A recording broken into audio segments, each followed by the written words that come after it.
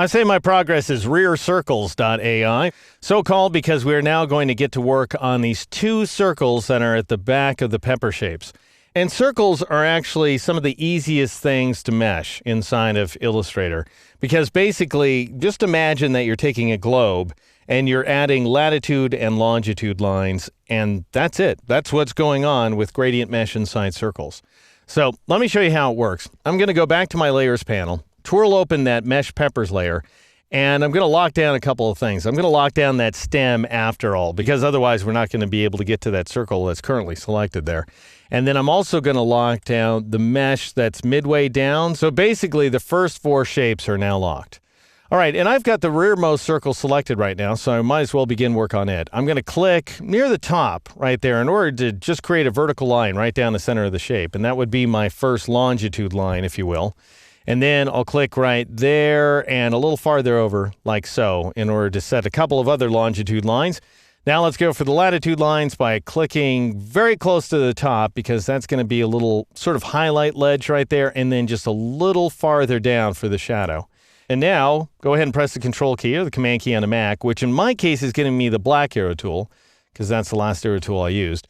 And I'll click right about there, and then just a little bit right of center. And then finally at this location here, and then I'll click very close to the top to add the latitude line, and just a little farther down to add another one. If this was the globe, we're really focusing our attention on the North Pole. Now I'm going to grab my wide arrow tool, and I'm going to click and shift click along these 3 points in order to make them active. And if you can't select them, if you're having problems, go ahead and zoom in.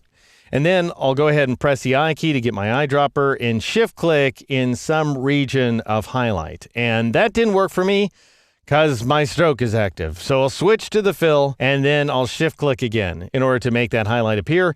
And I'm going to raise my brightness value to just about its maximum there, and then I'm going to take the saturation value down a little bit so that it's not quite so oversaturated. Actually, let's back off of the brightness just a little bit as well. Then I'll control click on the background shape there, the big background circle, and control click. Well, I missed it. Okay, so let's try again. Control click. I missed it again. That's a real pain in the neck. So I guess I'll just go ahead and switch to the wide arrow tool to make it active. Click here to see if that helps. Shift click and then shift click. All right, that time I got the points. And now I'll go ahead and press the I key to return to the eyedropper and shift click in some other region of highlight right there.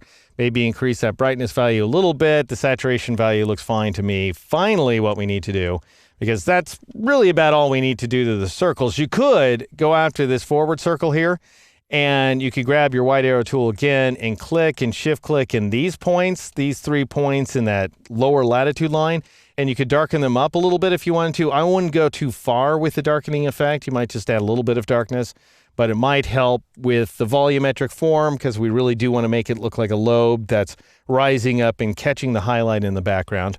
All right, now I'll grab my black arrow tool, and I'll just go ahead and marquee these two shapes, because after all, that guy didn't get selected. Don't know why, but anyway, I'll go ahead and shift click on it, but I want to select both of those circles because after all, they both need strokes. So I'll switch to my appearance panel, make sure mesh is active. It is. Drop down to the lower left icon, add new stroke, click on it, or press that keyboard shortcut Control-Alt/, Command-Option/ on the Mac. And we end up with this effect right here. So everything's looking pretty darn good, I would say, where the red fruity portion of the pepper is concerned. Now we've got to take on the stem. And the stem presents a special challenge because unlike the other paths that we've seen so far, it hooks around on itself, which means that this trunk right here starts off being a vertical element, at least insofar as gradient mesh is concerned. Illustrator is going to read it that way. So Illustrator is going to want to trace a bunch of row lines around it. But once we get toward the top of the stem, it all of a sudden becomes a horizontal element, which means that Illustrator is going to want to trace columns around it, and then it twists back into something of a vertical element. And as you'll see, that presents a very, very interesting challenge that we'll get to in the very next exercise.